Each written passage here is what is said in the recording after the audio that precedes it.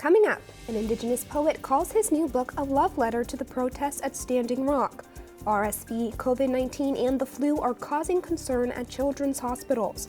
And Spirit Rangers is a huge hit on Netflix. We'll meet the native composer behind the theme song. I'm Mackenzie Allen Charmley. Join us for those interviews, plus headlines from the ICT Newscast.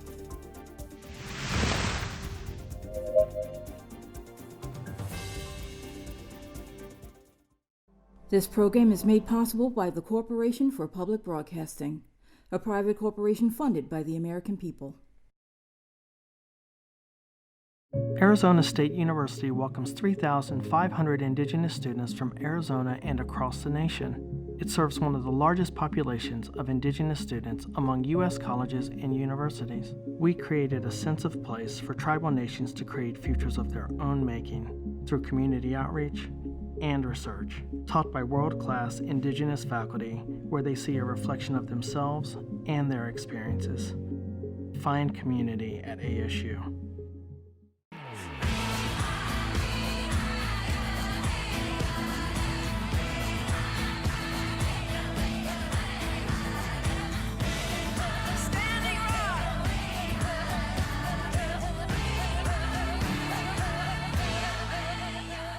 This is the ICT Newscast with Aaliyah Chavez.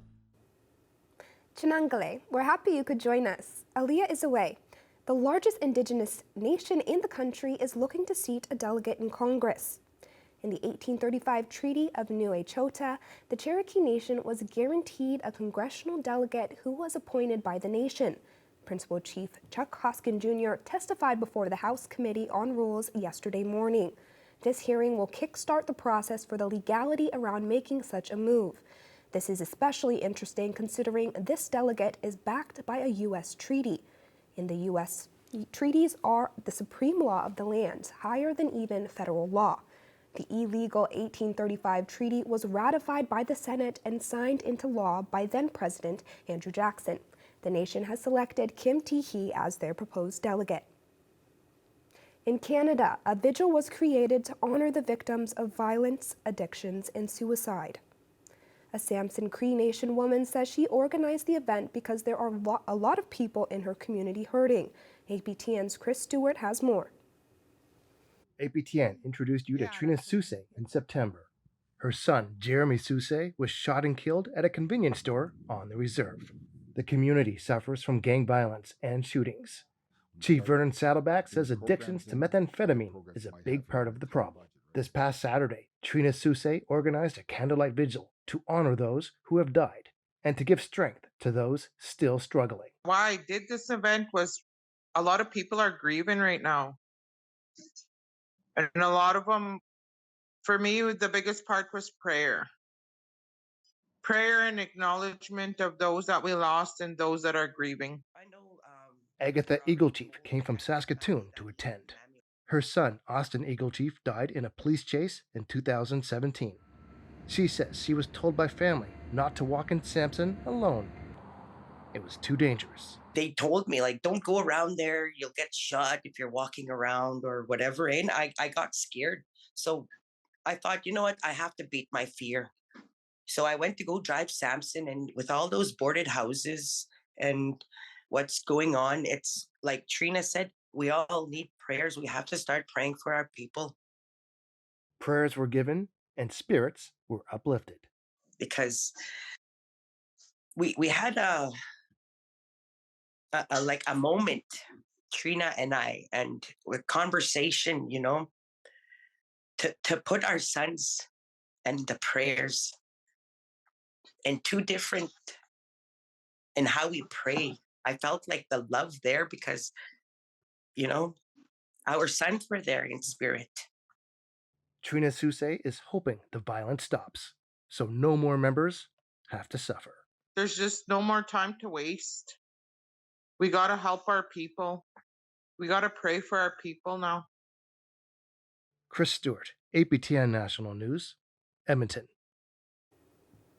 One tribal nation in rural northern Wisconsin is using a $25 million grant to build its own internet service. Lac du Flambeau tribal officials say they are frustrated by internet speeds close to dial-up from that part of the state's only commercial provider. Dion Reynolds, Lac du Flambeau's chief operating officer, says the ISP still hasn't addressed the issue or prioritized service for the nation. According to the Green Bay Press Gazette, tribal officials found federal grants to fund its broadband internet future. And so when those grants became available, Reynolds says they already had the research in place to apply. The first phase of the broadband system involves installing fiber optic cables to serve around 2,300 households. The plan is for the internet service to start reaching households by the fall of 2023 and will take at least a year to reach all the tribal households.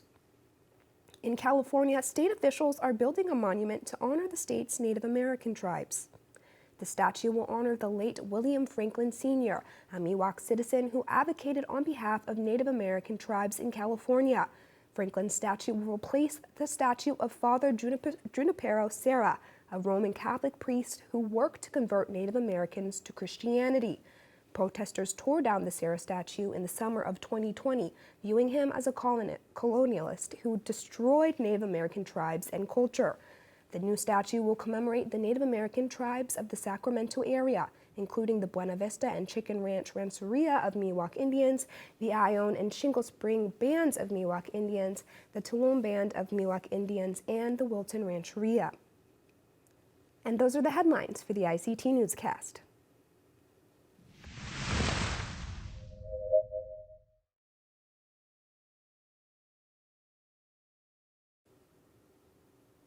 RSV, COVID-19, and the flu are being called the triple threat this fall season. That's because around the country, children's hospitals are reporting more and more cases of these illnesses. Dean Seneca is here to talk about that with us today. He is the founder and CEO of Seneca Scientific Solutions and recently served as director of the Great Lakes Intertribal Epidemiology Center. Hi, Dean. Thanks for joining us again. Hello. Thanks for having me. So just to start, could you give us a refresher of what exactly RSV is? RSV is a respiratory illness. It stands for respiratory syncytial virus.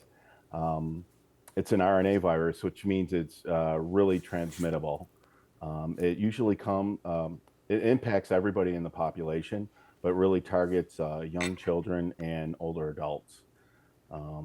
We usually see the RSV virus it lasts about 5 months, usually starts in January. But this year, like with everything else, it started significantly earlier. I know you mentioned a few of the reasons why it is hitting so hard, but based on the data and science, do we know particularly why this is coming about now? Yeah, well, what we assume, it's different because the pandemic has kind of shifted everything, right? When we were in lockdown for a year with masking and safe social distancing, this also put a lag on all the other viruses.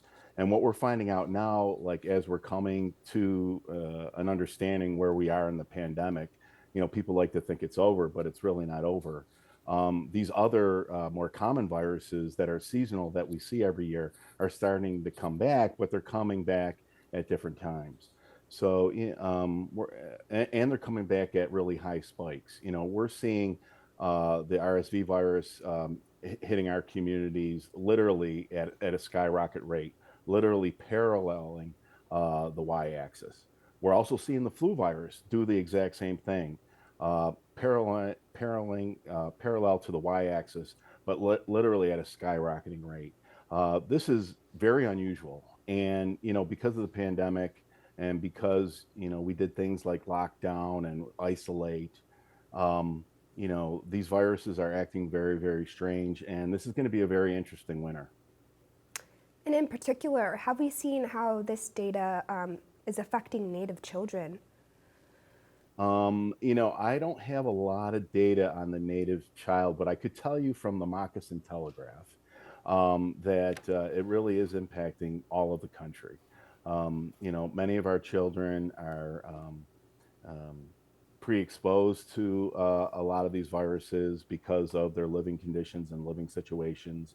I've heard that we have many hospitals in and around our local tribal communities that are skyrocketed with cases and children who have also co-infections, right? So I know that we've seen cases, for example, in California, where co-infection, where a child has had the flu and RSV, and that child unfortunately has died. So this is not uncommon. Um, we haven't seen a wave of COVID, even though we have 300 variants of COVID circulating, but not one has taken hold, you know, in the United States. We did see a wave of COVID in the UK, and we're wondering if that wave is going to come. It's very interesting here in the United States.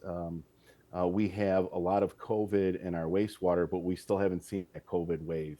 And we're hoping that it holds off, but we're also thinking that maybe we've, as a country, have built an immune response to that. But with the RSV and the flu, it's severely impacting our tribal communities.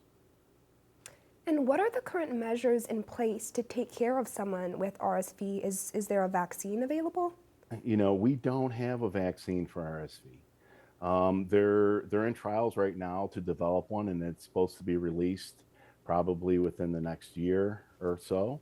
And that's for two reasons. Once they tried to do a vaccine for RSV in the 60s, and it was an awful situation in the study.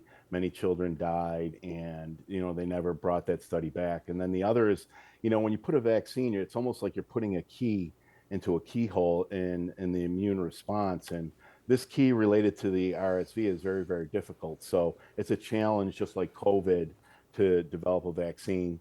But we don't have something. So in order to address it, we have to address it just like we do the common cold, and address symptoms. If you have a headache, if you have a high fever, if you have runny nose or sniffling, one, definitely talk with your medical provider, but the other is to take the basic steps in addressing the common cold when we try to address RSV. That's the best that we can do right now. Well, Dean, thank you so much for joining us today and informing us about health. Thank you so much for having me.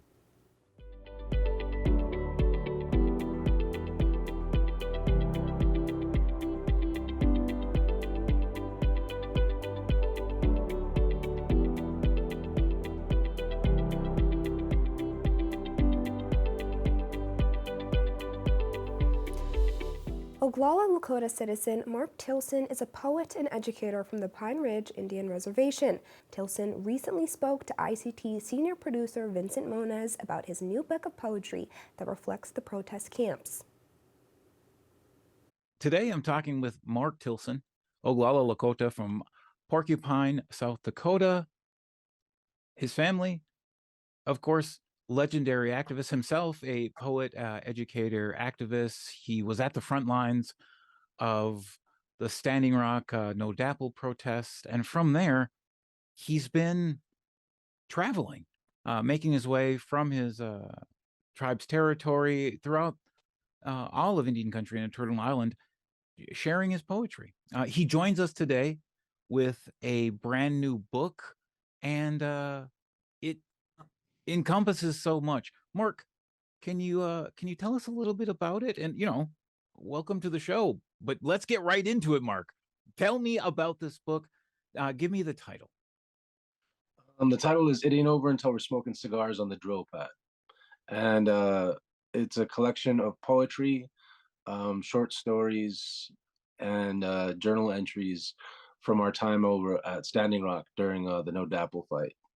Can you talk about that specifically when you got there and up until your time that you left the No DAPL, the site?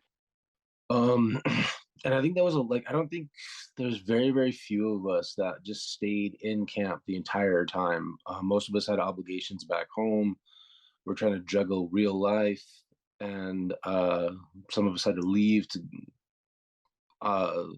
to continue doing some of the No DAPL work elsewhere. I know that some people went and traveled actually internationally to be part of a larger global movement, raising awareness about Standing Rock, particularly, but also protecting water and fighting against climate change overall. I wonder about some of your motivators. Give me 3 great memories, and give me one, Mark. Give me one great memory from while you were at camp. We were doing a really simple action where we just showed up to the job site. This must have been in early September.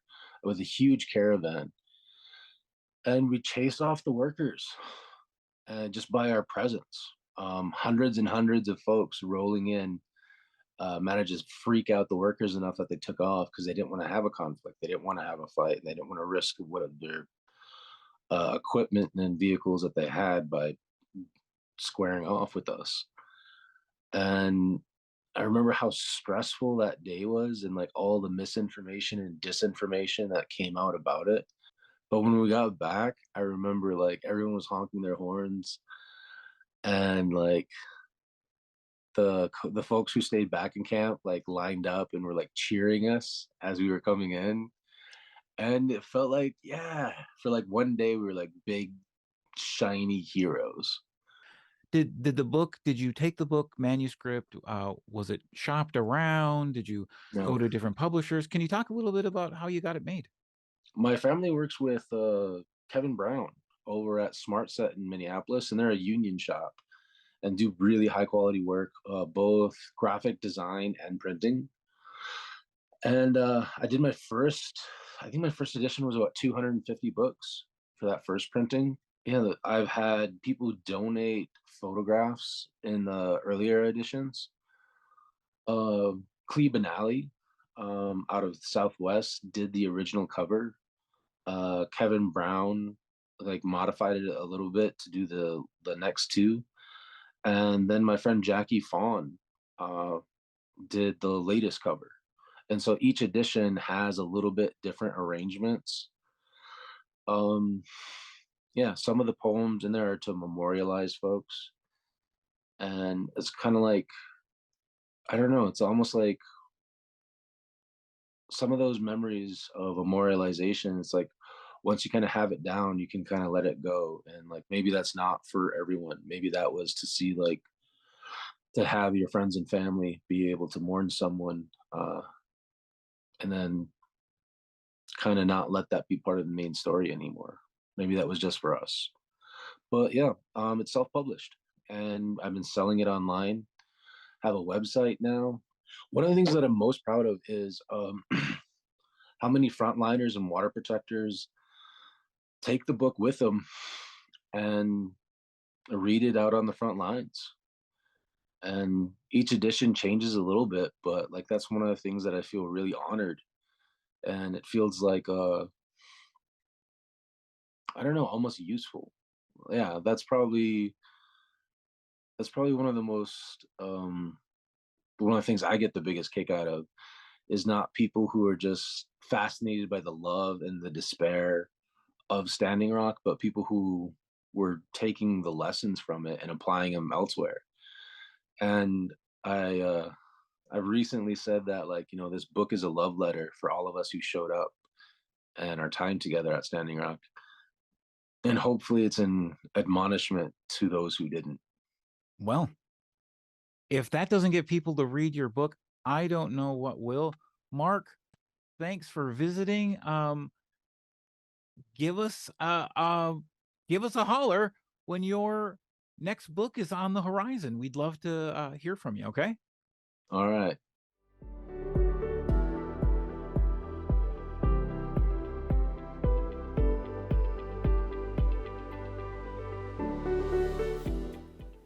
Perhaps you have or know children who are fans of the Netflix series Spirit Rangers.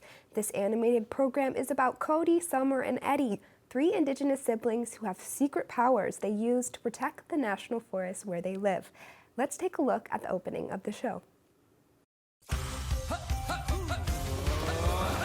and gather round, listen to the story, here in Goose Park where the spirits play. Someone must protect Shumash territory. Who will hear the call to save the day? Here come the Spirit Rangers. Oh yeah! Here come the Spirit Rangers. Here come the Spirit Rangers. Yeah! Hurricane or flood, sleeping sun or blizzard. Kody, Summer, Hawk, Eddy, Turtle too. With their friend Coyote. And their best friend Lizard. Come and join the fun, and we'll all say Hawk! Here come the Spirit Rangers. Oh yeah! Here come the Spirit Rangers. Here come the Spirit Rangers. Spirit Rangers. From the creators to the writers and technical crew, this program is produced by Indigenous people from several tribes, and scoring the music is Raye Zaragoza. She joins us now to talk about her work on the series. Welcome, Raye. Thank you so much for having me. So, this series has made history. What is it like to be part of this hit series that's animated and filled with Indigenous storylines? It's an incredible honor. It's definitely a humbling experience to get to be a part of such an incredible team of folks with knowledge from so many different, nations and different walks of life. And it's just an incredible thing. I think in my whole career as a musician and singer-songwriter, it's my favorite thing I've ever done. So it's been amazing. And how did you come up with the theme music? So the theme song I co-wrote with a couple writers, Chris Diamond and Michael Kumin, and was also co-produced by Aaron Kinate. And we just kind of got in a room, the three writers, and we just really kind of tried to get into the feeling of what it's like to be Kody, Summer, and Eddy, and we wanted to capture their energy. We wanted to capture what it's like, to be them, to be these amazing, adorable Chumash Cowlitz kids in this national park who have magical powers. And, at that time that we wrote the theme song, we had already written a lot of the music as well for the episodes. So it was really easy to get to piece together the feeling of all the music and to be able to create the theme song itself. It seems like a lot of fun to be immersed into the Spirit Rangers world, but what's been your favorite episode so far? One that you really got into making the music? Yeah, that's a great question. It really has been amazing getting to immerse myself into what it's like to be all the different characters. I have to say my favorite episode to write for was a song called I'm Still Here, sung by a Kolo opossum. And the actress who plays her is Michelle Bardash. And it's just an amazing episode because it talks about mascots and it talks about what it's like to be a part of for the Kolo opossum, to be part of a species that folks think is extinct. And the Kolo opossum is trying to tell everyone, hey, I'm still here. Please don't make a mascot of me for your climbing team. That's not who I am. I don't dance like that. I don't look like that. And there's this amazing scene where the Kolo opossum is on top of a tree singing and just shouting from the rooftops of the tree that she's still here. And, Spirit Rangers the writers do such an amazing job of paralleling what happens in the spirit world with the spirits and the animals to what's happening in the human world. And at the same time, in the human world, there are these climbers who come to the park who are appropriating Native culture and are trying to use headdresses for their mascot, for their team. And the kids are telling them that is not right. And I think that it's such an incredibly powerful theme to expose children to, and to get to have the metaphor and the parallel of the Kolo opossum, that she is not extinct, that she is still here, and that she's singing, and that she is being proud of who she is, it was one of those episodes. I cried when I read the script, and then I cried when I wrote the song. Of course, you know what it's like to work on the show, but have you heard from kids about how they actually like the show? Yeah, hearing from kids and hearing how much they love the show has been absolutely the most rewarding part of the whole process. I've been working on the show for 2 years, but it's just been recently that we've been able to see the reaction of actual children. And, I was just playing some of the songs for some children on Maui, where I was performing a couple weeks ago. And actually one of the kids said they're such a big fan, and I was talking about one of the songs, saying that the son and Kody and Eddy and Summer sing it, and he was like, oh, you forgot about the moon. The moon also sings it. And that was so cool to see that kids are really paying attention. And, there's so many posts of different Indigenous children all over who are posting like, wow, I've never felt so seen, or their parents are messaging me saying that they've never felt so seen by a television program. And I mean, there's nothing better than hearing that. Well, Raye, we're wrapping our time here, but thank you so much for talking to us about Spirit Rangers and giving us a little peek behind the scenes. Thank you so much for having me. And that's a slice of our Indigenous world. For all the latest, visit ictnews.org. From all of us in the newsroom, stay safe, my relatives. Sometimes you got to take a stand just because you know you can. Oh, you got to run, you got to run.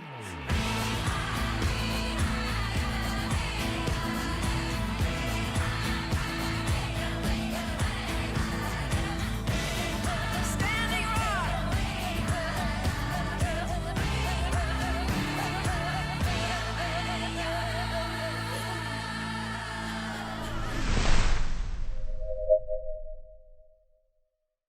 The Sand Creek Massacre, the betrayal that changed Cheyenne and Arapaho people forever, focuses on tribal accounts of Colorado's deadliest day.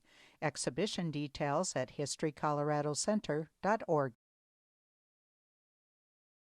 This program is made possible by the Corporation for Public Broadcasting, a private corporation funded by the American people.